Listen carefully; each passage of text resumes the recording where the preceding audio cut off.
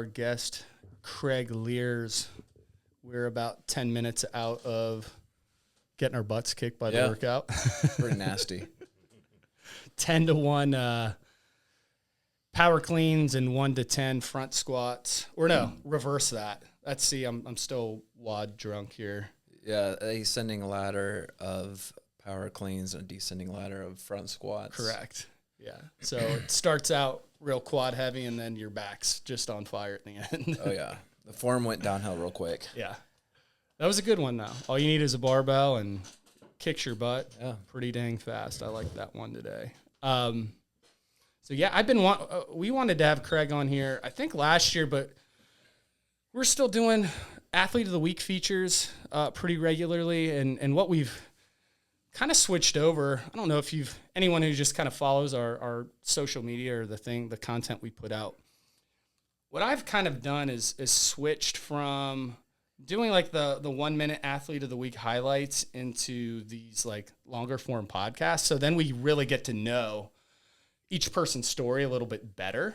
And I really like this because we can dive, deeper than just like, I've been doing CrossFit for 5 years. And, so we can get into like people's lives outside of the gym a little bit, and then even dive a little bit deeper into like what we're doing in here. So Craig, you've been here 10 plus years. So pretty early on, like do you remember when you started exactly? I know it was at the end of 2014. 2014. Okay. Yeah. So 10 and a half years. That's awesome. And you said Mark and Lisa got you into it. Yeah. So Lisa was one of my coworkers, and up until this point, up until joining CrossFit, I was just kind of a gym rat, I guess, just focusing on different muscle groups, leg day, biceps, triceps, and she just kind of suggested she was going to this gym, CrossFit gym, and suggested I would check it out, and had good energy, and really wasn't looking for a new gym, but I just kind of dropped in and just immediately fell in love with it. That's awesome. I think I had been not realizing I had been missing that kind of competitive spirit since I have been out of sports for so long, so I kind of reignited that competitive drive within me, kind of competing against some peers in the class and the social aspect of it, and just instantly just kind of knew it was the right form of fitness for me. So backtrack a little bit. What did you do, growing up, sports, things like that? Like what were you into? So growing up, I played baseball and soccer. God really didn't bless me with any like natural athleticism. I was just good at the sports because of I hustled and just was that annoying kid that never stopped. And I just showed up at practice every day and worked really hard and kind of to better myself. But as I got older, I was just kind of a runt. All my classmates kind of taller and stronger, and I just kind of started to fall behind a little bit. So I focused on soccer because size wasn't so important, and I played soccer freshman year of high school. And again, I was only really good at soccer because I just had a limitless amount of energy and just run around and play good defense and stuff. But I ended up getting cut. My high school soccer team was kind of perennial state contenders, so I ended up getting cut sophomore year, and it was a blessing in disguise. I ended up transitioning to cross country. And that's really kind of where my most natural talent is at running. So I made the varsity squad my sophomore year and ran varsity cross country and track sophomore, junior, and senior year of high school. And it helped because I really didn't hit my growth spurt until late senior year of high school, freshman year at college. So I was just basically a skinny bean pole, tipping the scales at 135, 140, perfect build for a runner. And then after I graduated high school, I kind of really focused on running. I kept in touch with the high school cross-country team, and I'd run with them in the summers, and we actually kind of formed a running club at Ohio State, did some competitive races. That's when I was running sub-17 5Ks, really the peak of my running. And then I went to graduate school in South Florida in 2008, and so the 6 months leading up to that point, I decided to transition and try to get real swole, and started hitting the weights really hard. I didn't want to be a skinny little guy down there. I wanted to be nice and jacked. So just put on literally 20 pounds of muscle, like drinking muscle milk, like for breakfast, like before I went to bed, like really beefing up. And it's funny to go back and look at pictures because I'll be wearing those like Hollister shirts and Express shirts, and they're like skin tight. And I was like, why is this ever a good look? So I was like down in Miami. It was too hot to run, so I just kind of focused on hitting up the traditional gyms, lifting weights, and got pretty jacked. And then moved back to Columbus in 2012 and was kind of still doing the gym stuff. And then 2014 is when I found CrossFit. Cool. And just fell in love with that. And then starting about 2021, I ran a half marathon with my cousin and without any training and just ran a really good race. And so I realized, so I kind of reconnected with running. And then that's kind of, now I'm kind of a hybrid, like runner, CrossFitter. Yeah. So I've been still setting PRs on the running side, which is pretty exciting. CrossFit has a cool way of keeping you in shape so you can reconnect with old sports and things. I've seen a lot of people do that, runners especially, or even like recreational athletes, like people getting back into like, maybe they played volleyball in high school and they'll get back into it and they'll get really good at it again. And it's not like they're rebuilding from the ground up. They have this like base layer that they've kind of maintained from staying really active with CrossFit. And I love your story. I hadn't heard that, and I'm very similar, that I was like really small in high school and I kept growing until I was about 20 years old. Yeah. So I had like a very like kind of similar, like just trying to play sports, and it was really hard for me when I was a little smaller in high school. And then I kind of like found my groove again, like senior year, freshman year of college, kind of like later on, I started to kind of like grow into my body. It's fun if I look at like my senior prom pictures, my date's like taller than me. Like I was literally 5'4" until college, and like I was always playing second base in baseball and like left mid in soccer, and those are where they just try to stash the players. Where, Yeah. You know, just give them a spot on the team. Yep. So. I know all about that. What's cool is that you just like transitioned. You didn't quit. Yeah. You know, like, okay, well, I got cut from baseball. I'm gonna run cross country. 100%. You know, and just like keep going, because that's not every child. You know. Absolutely, like kind of a fork in the road, and I decided to kind of embrace that. And I always knew I was kind of a runner, and it was just kind of time to really focus on. Yeah, I mean, you still have a ton of energy. Like, I mean, you're flying around in the workouts and crushing it. So, how old are you, Craig? I just turned 41. Okay. So, I think we're all kind of the same age. Yeah. Kind of. He's a little. He's the young guy here. You're the youngest. Yeah. He's the 41. young guy. 41. Brandon is 43. 43 today. Yeah. Okay. What's your birthday? Happy birthday! I didn't know that was. Oh, happy birthday. Oh, thanks. 44. I win. Okay. Are you 43? 42. 42. My wife's Yeah, only we're like- 30. So yeah, ladder 41, down, yeah. 42, 43, 44. Yeah. I always make the joke. My wife's only 34, so you're just as old as the person you're dating. So Yeah. Well, There we go. I aged you up. Sure. That's why I work out with younger people. there you go. Perfect. So outside of CrossFit too, I love kind of keeping up with you. I'll watch like your social media, and you don't post a ton of stuff on there, but I'll catch up with you when you get back from trips. Like a lot like myself and Kate, it seems like you guys like to travel and do things like that too. So you went to, was it Tulum like a year or two ago, and you were learning kite surfing? Yeah. So we've gone to Tulum in January the past 2 years for kind of like a music event. But the hotel that we have stayed at, there's a kite surfing school right there on the beach, and anyone that knows what hotel is that? Just it's out of curiosity. Coco Unlimited. Okay, I think I've seen that. It's a little further down. Is it like all white? Yes. Outside, yeah, Yep. it's really pretty. Yeah, Yeah, it's beautiful. Yeah. Just kind of like a little boutique boutique hotel. But we've stayed there for 3 years, but we noticed 2 years ago there's just like a little kite surfing school, and like I've the kite seen that surfing one, instructors yeah. just like on the beach, you know, showing off his skills, trying to market his craft. And anyone that knows me well, I cannot sit still. I'm always like need to learn the next thing. And we were just like, my wife and I were just chilling on the beach. And I was like, I got to go over and talk to this guy and see what this is all about. Next thing you know, I'm signing up for lessons, and I did like 4 straight days of lessons, and it's physically taxing on the body. It's like a lot of like you have waves crashing over you and you're trying to stand up and use your core to get on this board. And I kind of, whenever I'm doing something like that, I'm kind of always thinking in the back of my mind, thanking CrossFit for kind of keeping me in shape to be able to try new things like that. Yep. And then I kind of got to the point where I was like just getting on my board, like getting a taste of it. And then there's a kite surfing school down in St. Petersburg, Florida, that it's a lot easier rather than being like water drip that's over your head. It's just waist deep water everywhere, and your instructor's out there on a jet ski kind of giving you like live advice rather than just being on the beach trying to give you hand signals. So I did a couple lessons last year. We're going to be down there in 2 weeks for some more lessons, and I think I'm like right on the cusp. My best is being like on the board for like 20 seconds or so. So yeah. I'm like right there. It's just one of those things you got to practice, and living in Ohio makes it a little difficult.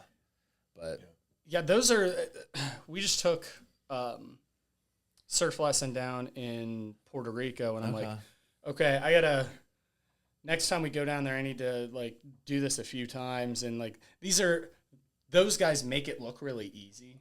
And this is like a lifetime of craft that they're like showing you.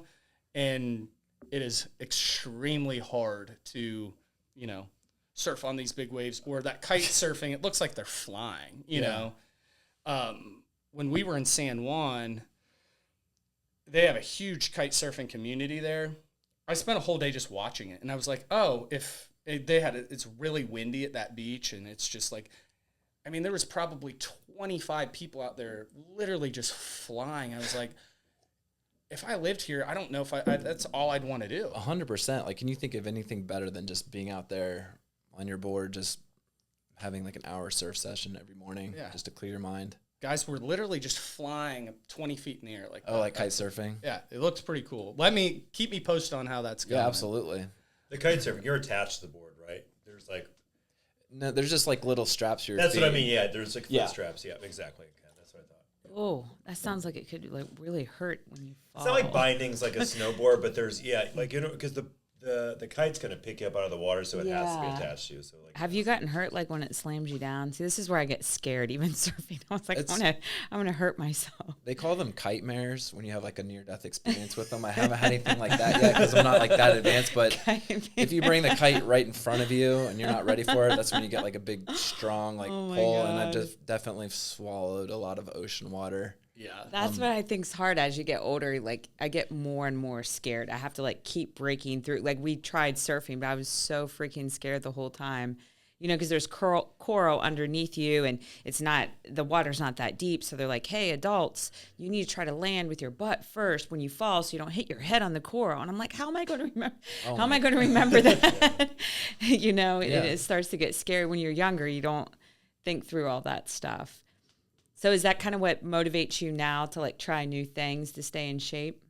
Yeah, I think that's honestly what motivates me in the gym is just like consistency and trying to maintain that functional fitness so that if I want to try kite surfing, if I want to do surfing, like I feel like my body is, prepared and in good shape to take those things on. And then last year too, it's not just like stuff outside of the gym. Like, you're a performer in the gym. Like, you are really good in the workouts, and then last year you made quarterfinals, and you didn't just make it, but you participated and went through the whole thing. Can you tell us a little bit about that? Yeah, that was kind of fun. I honestly didn't really even know that age group qualifier was a thing, and workouts 1 and 2 were kind of like probably just middle of the pack, but I did really well on workout 3 because I can do a few bar muscle ups. I think that kind of gave me the edge. And I remember I was like a week later, I had no idea I qualified. And I think Kate Duffy came up to me and she said, congratulations on being an age group qualifier. And I was like, what's that even mean?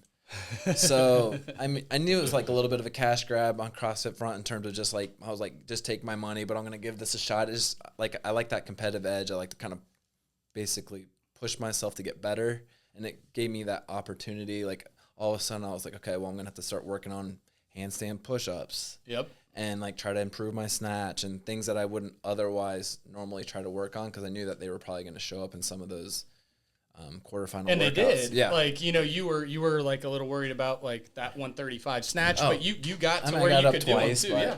still, I don't know if I had ever done 135 before that point. Yeah, So it kind of forced me to out of my comfort zone a little bit. And I think my previous split jerk record was 165 because anytime I ever did anything higher than that, I would get injured. And I put up 185 pounds 10 times. So just kind of gave you that little extra edge.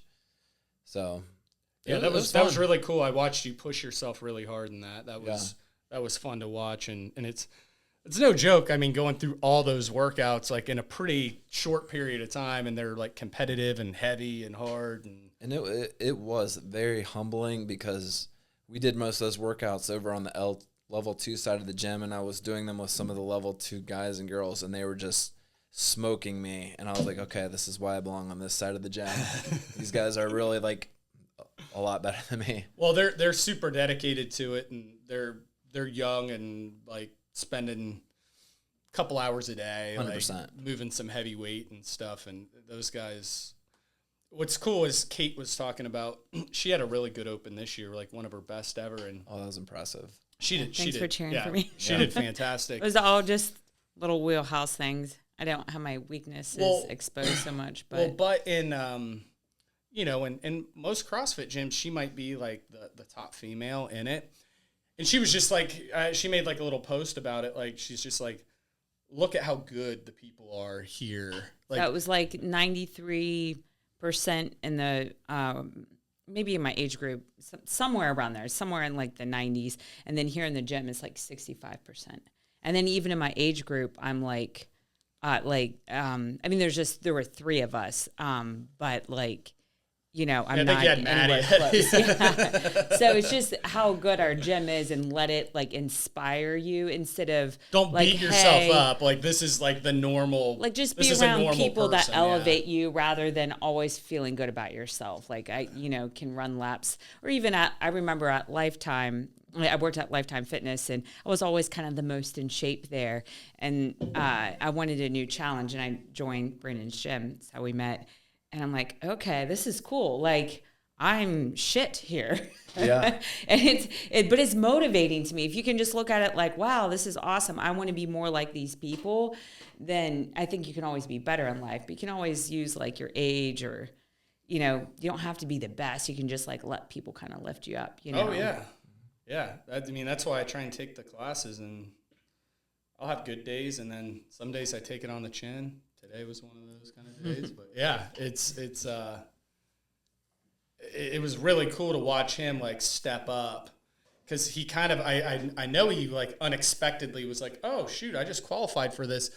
And a lot of people, they won't move on to that next layer. They'll just be like, oh, that's cool, I qualified. It's a lot of work. But he stepped up and he did all those workouts and like pushed through. And I watched him over there on the level 2. I mean, there was like a dozen people doing that workout. I think it was kind of like stations, minute here. One. Yeah. And that was a grind of a workout. That was really tough. And he was throwing down like with that whole level 2 group.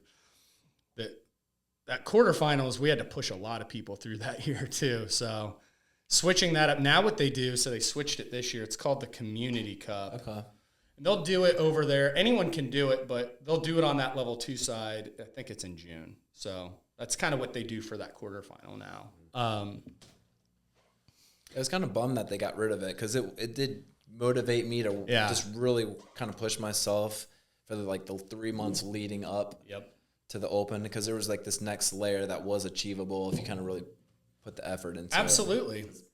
Did you do the Open this year? I know you did the workouts. Yeah, he did it. Okay. He was doing it. I saw you in there. I didn't know if you signed up. A lot of people do it. Yeah, but not, He was doing it in the class before us a lot this year.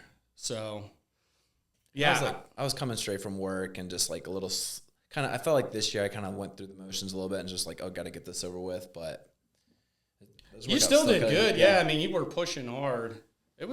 I like the workouts this year though. I think they did a good job with them in like using that as a layer to get a lot of people bought in to do it. They were hard and challenging, but they weren't too tricky. They weren't. No, they weren't tricky at all. And then now the semifinal is where they're going to pour it on the guys who deserve to be there. So Absolutely. yeah. Do you have any races coming up? Are you running the Cap City? I'm not doing the Cap City. I already signed up for the nationwide half in the fall. So That's my favorite. I'm going to be all in on that one. Like this is like, I'm going to I've decided like pour out my heart and soul for this one and try to see if I have one last PR in me. And the halves is what and you this do. is the half. Yeah. Yeah. What's your goal? What's your fastest? So back in 2021, my goal was to see if I could average sub 7 minute miles. And me and my cousin, we ran 6:59 per mile. So that was what is that? Is that 130? It's like 131 and change. Okay. And so then I was like, well, you're at 131 and change. Like you're this close to 130. 90, yeah. So we're like, all right, we can't stop now. We got to go up to 130. Yeah. So That's took, tough. for whatever reason, we didn't run in 2022. So in 2023, we ran that and we both broke 130. I was like 129.40 or something. And it was just like exhilarating, like your like lifetime achievement because this is what we've always wanted to do. But then I was like, well, I just PR'd 2 straight years. I can't take 2024 off. So then I ran this last year and shaved another 2.5 minutes off. Oh, wow. Averaged like 6:39 a mile. That's huge, right? That's there. huge. So I was like, okay, well, 2 minutes at Get that, under at 6:30 that yeah. rate. So mile. so like my goal for this year is to see if I can break 6:30 a mile, and I'm just gonna like do this really aggressive 20-week advanced training program and see what happens. Yeah. Stay healthy. Yeah. That's it. That's the biggest thing with like really intense running programs, like any sort of stress fractures or, cause that was always kind of my jam, the half marathon. Yeah. like I think it's like a perfect distance. Yeah. It's still a grind, but it's not like, I just feel like 26 miles on the body is not healthy. Yeah. And it's just a huge commitment all summer, like doing 20-mile training runs. You just feel gassed all weekend from that. So From what I gather, I haven't done halves or marathons, but it seems like the jump in training commitment is like triple when you go to the marathon. It goes from like you can do other things for the half, like you can do a lot of CrossFit and like this and that. And then when you go to the full, you have to primarily really focus on just armoring your body up to just being on your feet for a long time. Well, to be competitive too, 100%. like We all have that competitive spirit. Like none of us are going to I've seen a lot of people kind of stumble through a marathon and, I'm not trying to be a jerk. That's still an achievement, but like to run a decent pace, I mean, you really have to like commit to it. Yeah.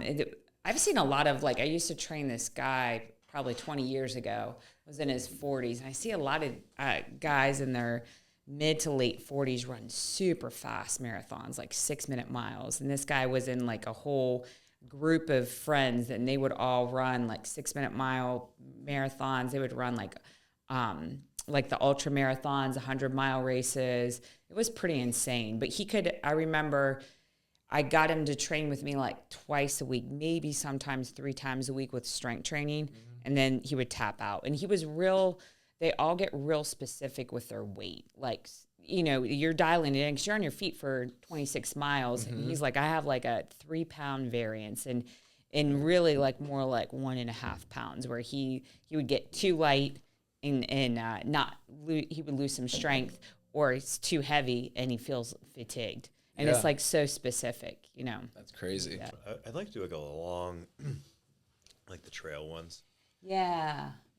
Where you probably have to do some walking because it's just so uphill. It's such a grind. There's a little bit of walking and running, but I like that. Yeah, like those, seen them, they're like 30K trail run type things. Yeah. I would rather do that. I agree. I think that would just, you would lose yourself in the woods a little bit in the scenery of that than just a full marathon like on the street. Have you done any like trail running like that? Nope. You should do summer shred. I've seen the emails about it. I'm tempted. We're just out of town so much that. Well, you just come whenever you can, and then come to the party. Yeah. If you were then there's always a party at the end. Yeah, if you were just around on a Saturday for one of the runs, it's just a fun. They're not long, but they're tight and intense. So like you can jump in on one of them, and it's a big group, and it's fun. And we have some people who are like pretty serious runners who they'll do it, and then if they're trying to get miles, because we always have a few people They'll who are doing run. Like Pat will come and run, kill everyone and then keep running. And then get like another. He goes out for 10 3 more more miles, miles or 4 more miles probably in. like So, have you ever been out to Hoover Dam? Never. It's fun to run those stairs. I think you would really like. So we'll run like sprints on the stairs, and then we'll run a hill, and we'll do that like repeat for time.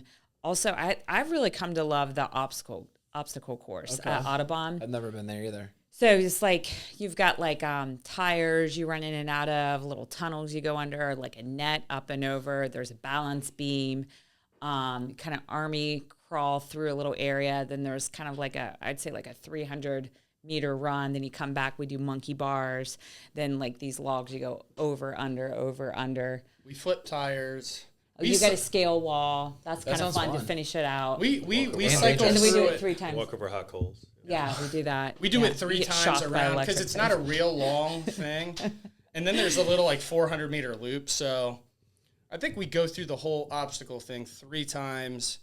And it's maybe about 1.5 miles once we run through. I think and someone I've comes put out it at on the end and watch, yeah. shoots you with a BB gun. Is there a part where there's live electrical wires? No. Okay. That's why I never wanted to do those. Tough mudders. Yes. Brandon got me to But do they, a like, battle drip frog down, one like, year. little Yeah, it's like I was like, I electrical- don't want to be shocked. Like, Why is that what enjoyable? Why is that a thing that they've decided to That sounds do? awful. Put you in like ice water or something like that. Yeah. Yes. We did an episode of Made here. Do you remember that show on MTV? Like, I'm going to be made into like the prom king or like. I don't remember that. I remember a lot of corny shows on MTV, but not that So one. it was called Made, and what they would do is like they take people who like I want to be a football player, and it was kind of like almost like a Karate Kid style thing where they'd take someone in 6 weeks and try and like transform you into a thing. Well, it was like 3 girls that they did that from to like take them through a Tough Mudder, and Kate almost was the coach, so she like interviewed. I was for too it. mean. So we had to do it at the old gym, and they should just quit. they brought in like a CrossFit HQ coach, and she was super cool. So they didn't. It's not like they picked someone who wasn't good for it. But then that's what they took the girls and like trained them up for like a Tough Mudder. But the episode never aired because I don't think they did real well on it. That's funny. I think they kind of just like walked through the thing. Like 6 weeks isn't a long time to get people ready for something like that. a 14-mile race or something. Yeah, And then that's pretty I don't think the short. girls were in good shape, and I don't remember it because they'd always come into dance class and first thing in the morning. But MTV, they wouldn't let you play any music because of copyright stuff, so they had to have the whole gym silent. That's funny. Oh. And man. people were not happy. I Yeah, mean, I it would be. sucked. Yeah. I mean, it was like Yeah. not a pleasant thing. And these like, girls aren't even working out hard. no, they're like. I mean, I actually do think they were like, Cookie Monster pajama pants wearing girls. That is quality television right there. Oh, sorry if they're listening right now. No, I know. I'm not trying to be an asshole. But, Maybe you'll motivate them to come back and prove you wrong. well, they basically, I was a little salty because they more or less asked me for a free membership because we're like famous now after they were done with it. I'm like, no. That's funny. Yeah, that's how No, it always I'm works. like you got to pay like everyone else does. So, Craig, does your wife work out too? Yeah, you actually remind me a lot about her. She's just very dedicated. When we first started dating, she was working out at a boxing club. Okay. And so I kind of got a membership there at Title Boxing, and it was not enjoyable working out with her. She would be like just a boxing machine, and she'd look over and say something just like about my form, and I'm already feeling horrible about myself, and I was like, I just can't handle it. It would just make me miss CrossFit. But she's dedicated, and we just kind of inspire each other. She works out 6 or 7 days a week, That's awesome. and we kind of feed off each other that way. I like those titles. I'll occasionally get like a little 5-pack of classes over there and go over and run over there and do those. Those are fun. It was fun. Yeah. But I never quite got the stimulus that I got during a MetCon. It was a good change up, but that was like a short little chapter in my life. I've tried to recruit her to this gym so many times, even to get her to drop into a Team Tuesday, but This Tuesday. she's got her thing. gym that she goes to that they do hits workouts, and she's super happy with that. So That's cool. You should just bring her in here though, just to show her what you do. This Tuesday will be a fun one. She'd be really good at it. Yep. She'd be really good. She's scared of the barbell stuff, but I know she would kill it, but she's just. Well, and she's kind of young still. As she gets older, she'll want to lift weights.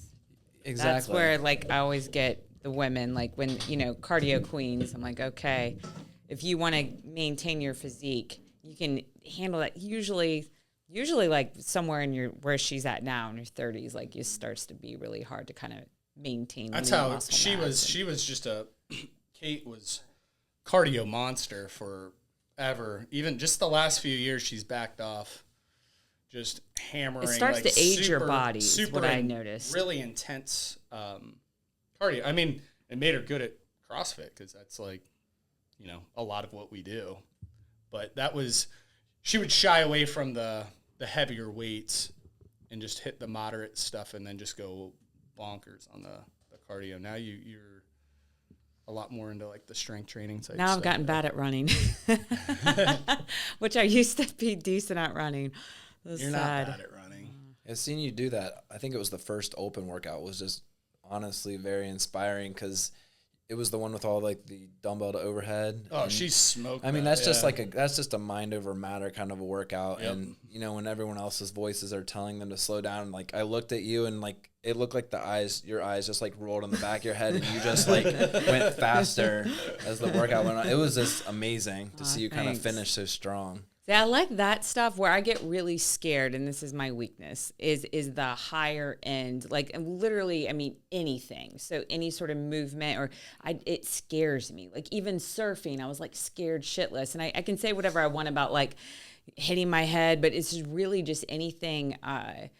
You got up. The higher end sort of things scare me. But then you went in about halfway through the lesson. She just saw her take a wave in, and then she's done. She just got her board and just walked in. I'm like, hey, surf's up. I'm done. I was gonna ask you, what did you think of the whole paddling out there? That's the hardest part. That's the workout. Oh my god! I was like, I thought it was gonna be all about. I'm like, I can kind of like read waves, and I was like, my neck and my upper back and shoulders were so sore the next day, and we had just done like handstand push-ups and things at the cross. I was fine, like from doing that. The surfing, I was like bizarrely sore, and I'm like, oh man, I need to like. Next time we go to Puerto Rico, literally we have a board like at the house. I need to just do some like get on the board and just go swimming that thing out there type training and just acclimating my body to it because I was like, these muscles are like not trained or they're too tight or something. I felt horribly not efficient at it. And I'm watching like kids and stuff like just zipping around. Our son was the best at it. Yeah. Yeah. And he didn't look tired. And I'm like, I was just like laying on my board. And I think some of it is from like you build up muscles from CrossFit. I remember they had to swim a board in the CrossFit games. And like it just like all of them were like just laying flat on it, like out in the water because they have these giant traps and shoulders and they're all just like laying flat on their boards. Swim, face like straight down like that. That's funny. Yeah. Yeah, just swimming it out. And the guys who were with, I mean, they're just knifing through the water. And I did kind of figure out, I just talked to them. I was like, I shouldn't go that hard. And they're like, no. Yeah, I still think they were kind of making fun of us, but it's okay. They probably were. I know they were. But they were speaking Spanish speaking and Spanish back kind of and laughing at us like it's dumb Americans. Like, I think they were kind of saying we were being lazy because they kept telling us to paddle and we were all really tired. like, oh, And I'm like, I'm pretty sure they're making fun of us. And then I bit it. And then I was like, all right, I'm just going to swim this in. I'm going to be the videographer. Like you guys are the stars.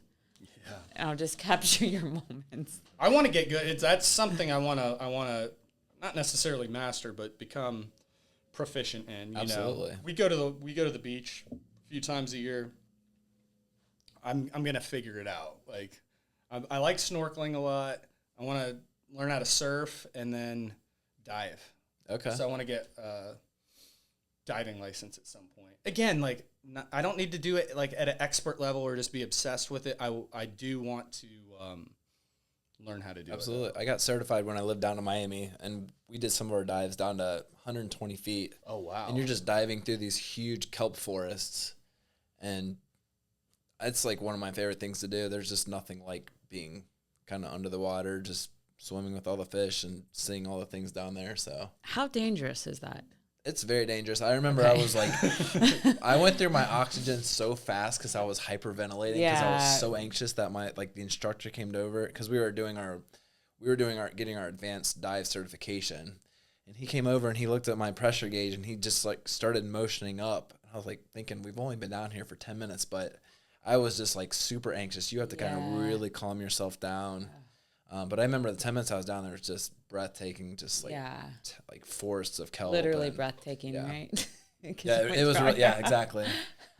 So, but I snorkel a few times every time that we go, whether it's the Turks or Puerto Rico, and I love it. And but you can only hang out so long, or you can, you know, I'm only going down. I'll get down there like 15 feet or so, but then all that pressure and stuff, it's like, all right, you can't hang out down there too long. 100 times better diving than snorkeling. Okay. Yeah, I can tell it can kind of open up a whole new world. 100%. So I'm wanting to get into that. It is. It's a little. I mean, we did it maybe a year and a half ago, 2 years ago down in Mexico. That was the first time I ever scuba dived, and it's a weird feeling of like breathing underwater, like you're submerged like pretty, you know, deeper than you've ever gone before, and you have to kind of go down slowly, right? Go back up slowly, and just getting used to it, and your nose is plugged. Just getting used to that feeling there of being like kind of tunnel vision here, and your nose clash from breathing in your mouth, and then you're just literally breathing underwater. It's not a feeling you're used to. It's a little claustrophobic, and just it doesn't feel natural. Yeah. Just getting used to like not like just breathing normally, but it's nice. It's nerve wracking because you're like you start thinking about all the things that could go wrong. Yeah, that was 60 feet under the water, and you're like, what if I start getting sick and I throw up and I can't just swim to the surface? So there's a lot of like self-talk going on in your head to try to keep yourself relaxed. Yeah. And I would recommend if you do get certified, do it the right way. Do it at like a pool. Because they do these crash courses sometimes in these third world countries. Well, they'll just throw you out in the water and take you down to 60 feet and like rush through all the drills, and it's too unsafe to do it that way. Yeah. In Mexico, yeah, we were in Isla Mujeres, which is like right off Cancun. We did it. They didn't have a pool, so we did it in basically like maybe 10, 15 feet of water.